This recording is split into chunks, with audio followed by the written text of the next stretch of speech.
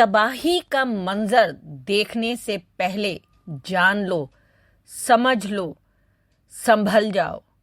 कमजोर दिल वाले ना देखें, हम सब तबाह हो जाएंगे। धरती वासियों को मिली बड़ी चेतावनी।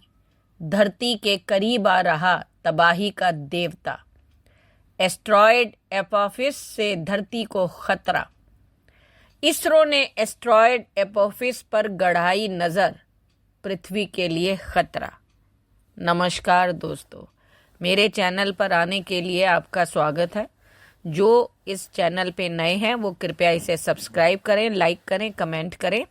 आज इस वीडियो में मैं आपको एस्ट्रॉयड एपोफिस के बारे में बताऊंगी जो बहुत ही खतरनाक है। उसमें पृथ्वी बचेगी या खत्म हो जाएगी, दोनों संभावनाएं हैं। ये बात और है कि टकराना तो तय है, तो वीडियो के अंत तक बने रहें।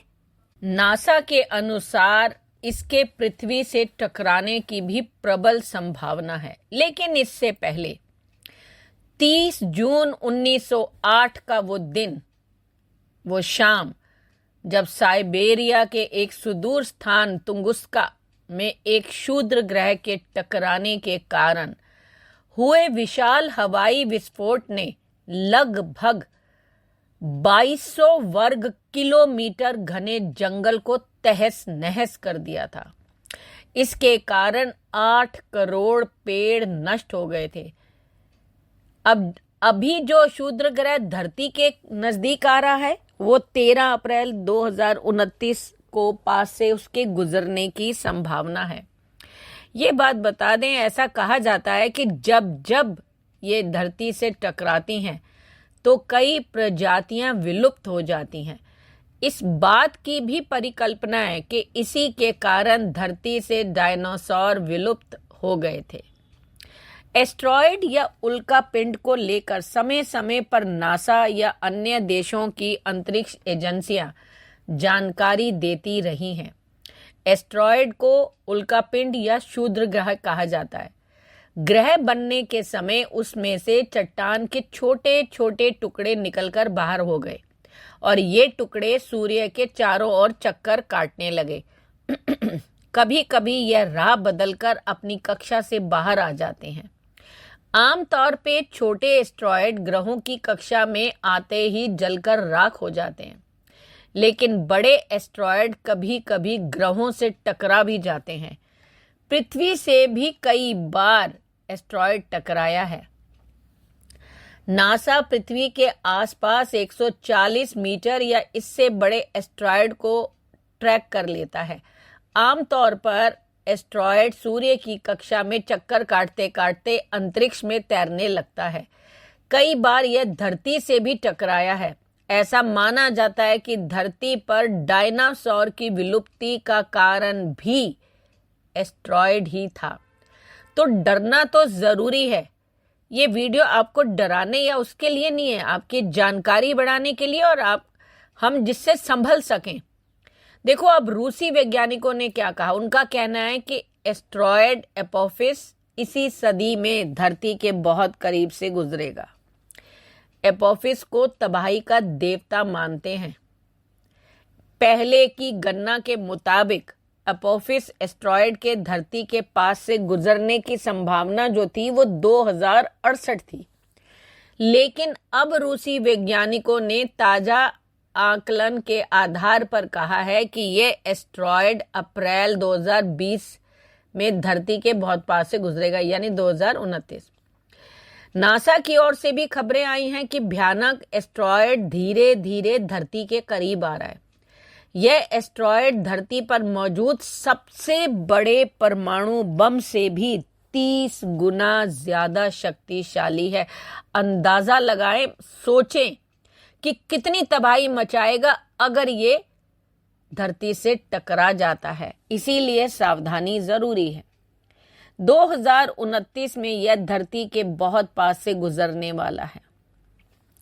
रूसी वैज्ञानिकों के मुताबिक एस्ट्रॉयड का नाम ग्रीक देवता के नाम पर एपोफिस रखा गया है। एपोफिस का मतलब होता है अराजकता का देवता। पहले जैसा अनुमान था कि एपोफिस धरती से 2068 तक टकरा सकता है, लेकिन यह अनुमान गलत निकला क्योंकि नासा के वैज्ञानिकों ने 2004 में इसकी खोज की थी और इसे धरती के लिए बेहद खतरनाक बताया था। धरती के 39,000 किलोमीटर पास से गुजरेगा। आप अंदाजा लगाएं, ये कोई बहुत बड़ी दूरी नहीं है। रशियन इमरजेंसी मिनिस्ट्री ने कहा कि एस्ट्रॉयड धरती की सतह से 39,000 किलोमीटर पास से गुजरेगा। इतनी ही दूरी पर किसी टेलीविजन सैटेलाइट को ऑपरेट किया जाता है। इस एस्ट्रॉयड का आकार जो है वो एफिल टावर से भी ज्यादा बड़ा है।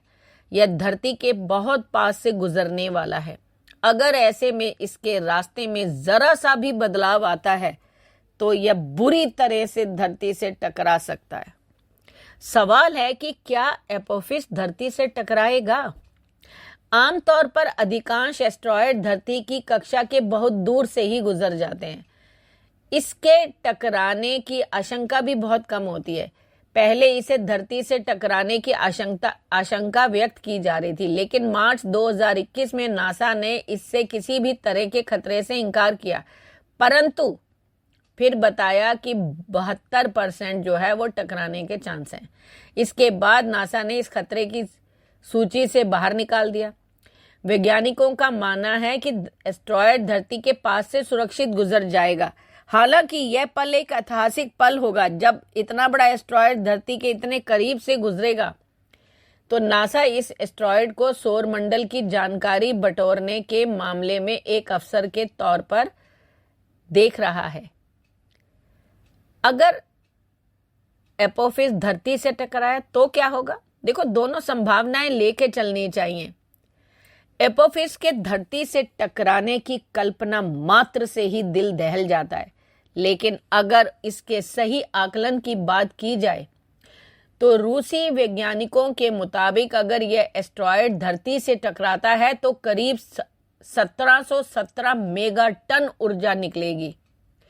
यह सोवियत रूस के 1961 में परीक्षण किए जाने वाले सार बॉम्बा जिसे अब तक का सबसे बड़ा बम माना जाता है, उससे 30 गुना ज्यादा ताकतवर होगा।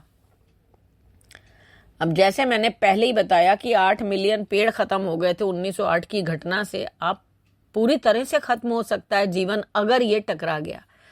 वैज्ञानिकों का ध्यान जो है ना, इसलिए ही पृथ्वी के पास मौजूद क्षुद्र ग्रह एपोफिस पर है। एपोफिस 370 मीटर तक बड़ा है। वैज्ञानिकों द्वारा की गई भविष्यवाणियों के मुताबिक यह अगले कुछ सालों में पृथ्वी के पास से गुजरने वाला है। इसरो प्रमुख सोमनाथ ने इस पर जानकारी देते हुए कहा कि यह क्षुद्र ग्रह वैश्विक विनाश का कारण बन सकता है, जिससे जीवन का अस्तित्व पूरी तरह से खत्म हो सकता है। उन्होंने कहा कि हमारे 70 से 80 साल के जीवन काल में हम ऐसी त्रासदी शायद नहीं देख पाएंगे, इसलिए हम इसे इतनी गंभीरता से नहीं ले रहे हैं। वहीं उन्होंने यह भी कहा कि दुनिया और ब्रह्मांड के इतिहास में ग्रहों के आसपास कई तरह के क्षुद्र ग्रह हैं और उनका ग्रहों पर प्रभाव पड़ना एक सामान्य बात है। उन्होंने बताया कि मैंने धूमकेतु शूमेकर लेवी को बृहस्पति से टकराते हुए देखा है।